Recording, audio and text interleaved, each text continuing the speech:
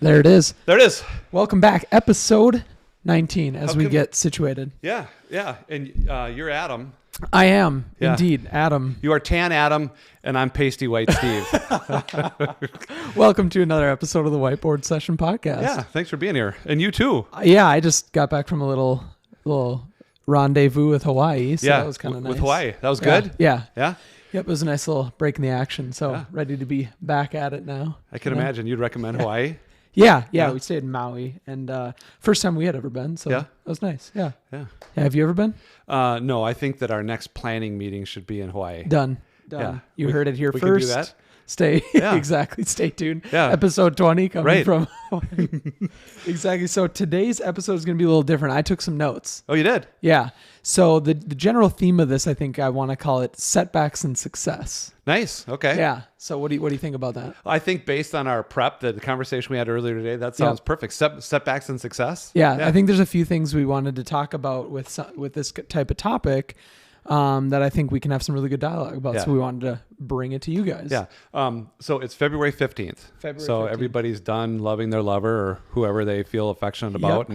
And maybe they're starting to think a little bit about December 31st, last one. Yep. And maybe some of the promises or commitments that they made. Is that where we're going with this? Episode I think 17 and 18, we talked about, the look back, but then the look forward. Yeah, for sure. So, it's been little over a month and a half or going on 2 months, and it's kind of like, all right, those moves or those goals you had are how are they going? Are you experiencing setbacks? Are you experiencing successes? What is kind of that looking like? No question. And this isn't my cliche, but years and years and years ago, I think it might have been Brian Tracy. I heard him speaking at some motivational event, and he said that when we set out to do something new, we do it poorly at first. I think, although that's painfully obvious, there's some wisdom in there. For sure. And so as we were talking this morning, preparing for this episode, thinking about whatever it is, 6-7 weeks into the year, there might be some people that made some legitimate commitments and really, really wanted to break out of their comfort zone. They wanted to do some new things, try some new things. And, if Brian is right, and he is, that when we do new things or we make new commitments or we step or leap out of our comfort zone, it's not all going to be perfect. And no, I think you definitely learn stuff along. Even coming from a creative background, you talk about brainstorming. Your first idea is rarely the best one you have or the last one you have. So I think that's totally true from a lot of different avenues. Yeah, so that's a different angle. Creatively speaking, your best idea isn't always the first one. And obviously, when you're making a new effort or you're learning new things or new skills or trying to gain confidence, obviously the first time you do it isn't necessarily going to be your best effort. Yep, exactly. So, so sometimes they say too, so one of the things let me back up first. One of the things I wanted to talk about today was, kind of like we were talking about these setbacks and successes.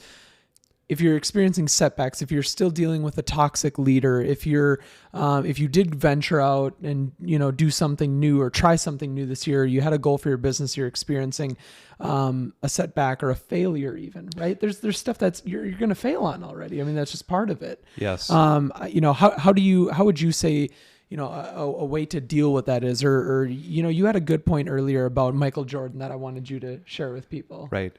So Jordan got cut from his high school basketball team. I think a lot of people know that, and he was not, well received. I think, Tom Brady, as he's exiting his career, was not a top draft pick. And so a lot of those tip top, unfortunately, a lot of the best examples are athletes, but a lot of people that do great things. I mean, life-changing things, world-changing things, they struggle at first. And so Jordan, I don't know what that was, a video or an article that we read about that, considered every single setback that he ever had as wood on the fire. So that when there were tough things, when there was that he didn't make the high school basketball team, or somebody trashed him, or he had a bad game, or missed, whatever, it was wood on the fire to keep that fire lit for success. And so I think that that's a key aspect of this episode today is that if you're feeling setback, who cares? Yeah, it's fuel to the fire. It is fuel to the fire. And so there's a lot of source. So there's Michael Jordan as a source, somebody that's, truly great, whether you're a LeBron GOAT or a Michael Jordan GOAT. Jordan is awesome. You know, you look at something as simple and profound and timeless as Scripture. In the book of James, the end of the Bible, very small book, you know, talks about, there's a passage that says, in times of trial, be grateful that it's God's way of making us complete. And so I think a major headline that we wanted to cover today is that those setbacks, those hard things, those challenges, those bad, crappy relationships, things, career path that didn't work out the way you wanted to, it's completing you. It's making you better, more resilient. Well, and sometimes that's another good phrase that we should insert here is sometimes, you know, you hear about the phrase success is the best revenge. You know, you keep going through those hard times. You deal with the failures in business. You deal with a toxic leader at your business. You deal with all these kind of bumps along the way, but taking those, you win or you learn. There's another buzzy phrase, right? Yeah. These things are all what makes you better. It's not in the good times that you learn or get better. It's in the bad times. It's you win or you learn. You know, you deal with that. And I think success in some ways is the best revenge, right? You know, you and I are both into fitness. We like working out. We like to stay and eat healthy. Your commitment to fitness shows more than mine. Well, it's just the, you know, no, I was going to make an analogy about how, you know, we both understand with fitness, the time under tension, right? The more you train your muscles, the more miles you log. If you're a runner, a marathoner, if you like to lift weights, you're bodybuilder, things like that, the more time under tension, the more you endure, or what we like to say in the running world, embracing the suck. The better you get. It's not that I, you know, inherently just keep on, you know, I'm just a better runner because, you know, genetics. Yeah, genetics play a factor, but it's you're training your mind to just embrace that crappy aspect, and you keep going. What did you call it? Embracing the suck? Embracing the suck. Yeah, I like that. That's a new one. You know, we like to talk about the age disparity between us, and you know, it's a fun thing. We also think it's a legitimate, you know, competitive advantage when we work for people, just, you know, being humbly matter of fact about it. And for the, you know, the mid-career, late career people like me, that embracing the suck can be more challenging when you get older because, you know, I just think about, you know, the time that I spend when I work out and do stuff. I might spend 30 minutes just warming up. Because that's what it takes. And then there's some times where professionally, financially, you know, and some of the things that I do, you know, work-wise, I expect more out of myself because I've got more experience. And then I think, okay, well, do I really, really need to get out of my comfort zone? And then there's the catchy phrase, you know, get comfortable being uncomfortable. Well, that's a ridiculous statement. I mean, if you take it literally, it's ridiculous. You're never comfortable being uncomfortable. And I think that the older you get, physically or mentally, financially, professionally, it can get more challenging, I think, at times to keep your head in the game to embrace the suck. Yeah, well, I think you brought up a good point there too, the experience factor. I mean, that's huge because with experience, sometimes it might get easier, but with experience, like you're saying, it might get tougher because you have more expectations for yourself. I mean, look at the Olympics are going on right now. Thank you. Right? The Olympics, you look at somebody like Michaela Schifrin, or even last night, my wife and I were watching the downhill ski, female downhill ski. Ditto. She, you know, and that Italian Goja. Right? What was it? A couple weeks ago, broke, you know, a break in her leg, a tear in her ACL. Well, I think she wiped out in the Olympics too. Didn't she have a fall in warm-ups or something? Yeah. She ripped it last night. She full send, full gas, full hammer, whatever you want to say. Absolutely killed it. I think I fell asleep, but did she finish second? Did she hold on? Yeah. Unbelievable. And that's those Michaela Schifrin, tons of setbacks as well. Lindsey Vonn is another one, tons of setbacks in her career, even though they have some of the most elite experience you can possibly imagine. Right. Undoubtedly, mentally, extremely tough. They expect so much out of their body and so much out of their performance as elite athletes. At the same time, they have so many more years experience than some of those rookie athletes that are coming in and killing it, that it's got to be not only tough, but they use that experience to get that success. Right. Couple comments about I'm glad you brought up the skiers and Schifrin in specific. I've always followed Lindsey Vonn. She's a Minnesota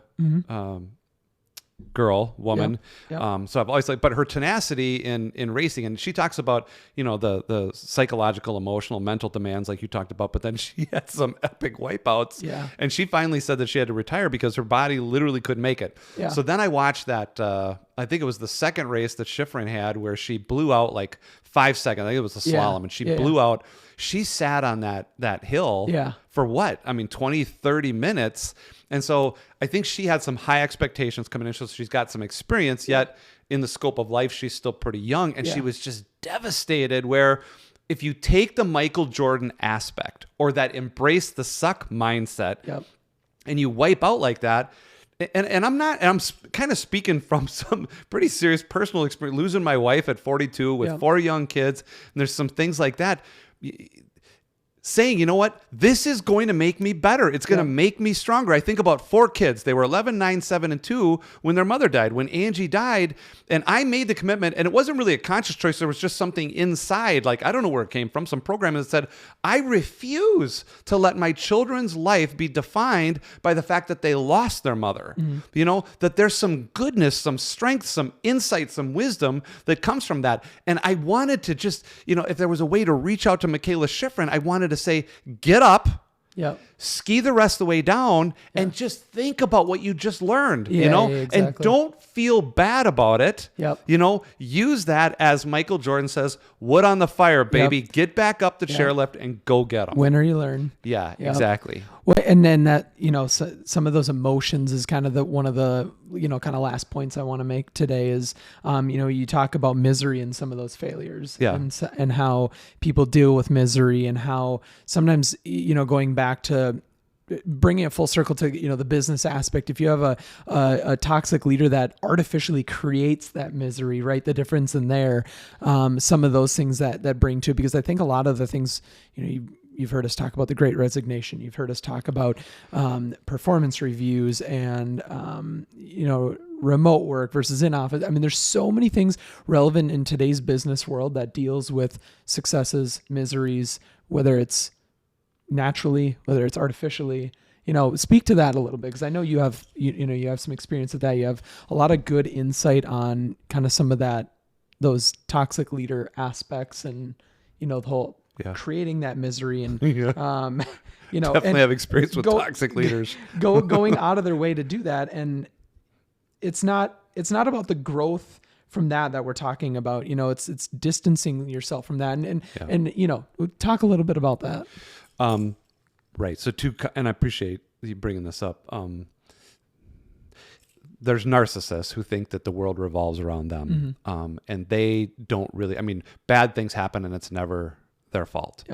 And so, I'm not about to speak to that part of the population. You know who you are. You're probably not listening to this. And if you are, you probably think that, you know, there only needs to be one chair and you're the one sitting in it to do these podcasts.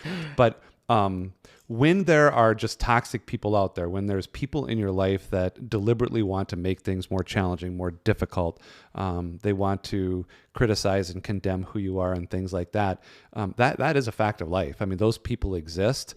And this mindset that we're talking about requires us to be more strong in that conversation in our head. Some of us might take that stuff to heart way too much. There might be a mean person might think, oh, they're picking on me because I'm weak or because I'm bad or something like that. No, sometimes there's just mean, nasty people that don't have anything better to do than to try to make life difficult for other people. So like you alluded to already, you need to distance yourself from that, realize that, you know, those people are out there, and that's everything to do about them, and not let that stuff get into your head. Now, sometimes you need to talk to somebody. It's great to have, you know, people. I mean, you and I mean, you and I talk about stuff all the time, hard stuff and good stuff. But I think those times where, especially after, you know, the years that we've been hanging out, I know I feel this way where I can go to you and say, look, the voice in my head is kind of getting a little carried away. Give me a voice from the outside, you know, so that my ears hear it to correct that. But is that what you're? Yeah. And exactly. I mean, there's so much like learning and growth we can have in those like misery or in that setback or in some of those tough mental times that, again, that's just a really good point to allude to when we're talking about setbacks and successes. Yes. Yeah. You know, I was gonna, if we can briefly touch on this before we wrap up today, the last thing I was talking about, and it doesn't necessarily have to do with success and setbacks. So maybe I'll throw it to you and you can say, that's maybe for another podcast. Maybe we can touch on it briefly and wrap today up. But another we talked about the Olympics. We talk about a lot of these really timely things in our podcast. We like to be, relevant with when they come out and whatnot. Another thing that's going on right now, Super Bowl just ended. Yeah. Right? Yeah. Rams won. Yeah. Vikings are apparently supposed to get a new head coach. We'll see if that happens. Yeah. But, does he stay with what he knows and what's comfortable in the winning ways? Right. Or does he come and he gets paid heavily and he gets to be in that uncomfortable position that he doesn't quite know yet being a head coach? Yeah. I think maybe he has somewhere along the way, but and try something new with no guarantee. Is there going to be that, you win or you learn, or is it going to be, he's going to experience some setback? Kind of speak to that a little bit. I think that's a great thing for this episode. And what the facts are, I don't know, it's Kevin Donnell or Connell or something like that, who's an assistant coach with the Los Angeles Rams. Kevin, if you're watching this, apologies. Yeah, right. Since we're sitting here in Minnesota, we should know. But anyway, he apparently he had a conversation with the Vikings. He's supposed to be coming here to be the head coach of the Minnesota Vikings. Well, his team just won the Super Bowl. Now, based on some of the information available, it sounds like, he's making about $1.5 million coaching the world champion Rams team. If he comes to Minnesota, who are not world champions, the estimates are he'll be making about $12 million. And so your question has to do you go for the money or do you go for the success? Because, those are very different things. Mm-hmm. Obviously, coming to Minnesota, you hope to build that sort of thing. But in managing this discouragement that people may have, you have to know, what is your goal? What is your objective? We talk a lot about, being self-employed, being in our own business. And there's an opportunity to make a lot of money. But I think that, our focus is more about freedom and flexibility, the ability to work with people we want to. Our families are very important to us, and that lifestyle thing, that is our priority. Now, make no mistake about it. We absolutely want to achieve certain financial expectations that we've set for ourselves and collectively. But in making sure that you're managing the mood swings, at this point, you have to remind yourself, what is my goal? And so this gentleman is going to have to figure out, can he make a couple more bucks sticking with the world champion Rams? Probably not 12 million, but maybe he can get a little bit more. Or does he want to go for some money and try to build what he has there? Exactly. Here, it'll be interesting to watch for at least Minnesota fans. Which is probably what a lot of people are thinking in the whole Great Resignation thing is, do you stick with what you know?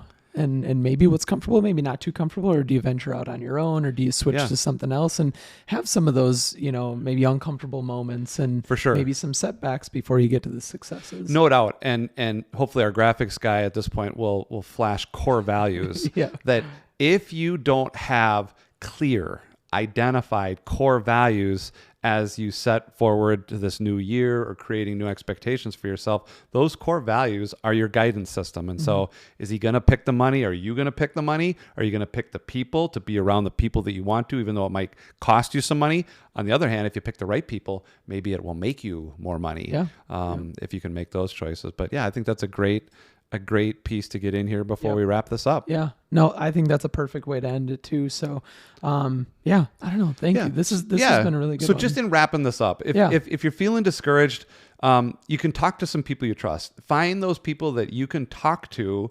get the inside voice to shut up or quiet down a little bit, get a positive, objective outside voice. Set some short-term goals. And sometimes a short-term goal is, I need to get through today, or I need to get through this meeting, or I've got a tough conversation, or, here's what I want to do this week. But taking action right now. I mean, if you're listening to this and thinking, okay, those guys are right, we're not saying anything you probably don't know. Yeah. This is not, graduate level bombshell, stuff. Exactly. Explosive podcast. So, when it's done, just talk into your phone, dictate, or make a note. What's some immediate steps, some immediate action that you can do right now to change that trend? Once you make some action, your body chemistry is going to feel different. Your emotions are going to feel different. But talk to those people, set some short-term goals, and then take some action. I think that's some 3 quick steps at the close of this for people to move forward and go get it. Don't give up. Put some more wood on the fire and use that to burn brighter this year. That's right. Awesome. Yeah. Well, on that note, thank you again. Episode 19. That's 19. Wow. 20's next. Yeah. Stay See you tuned. next time.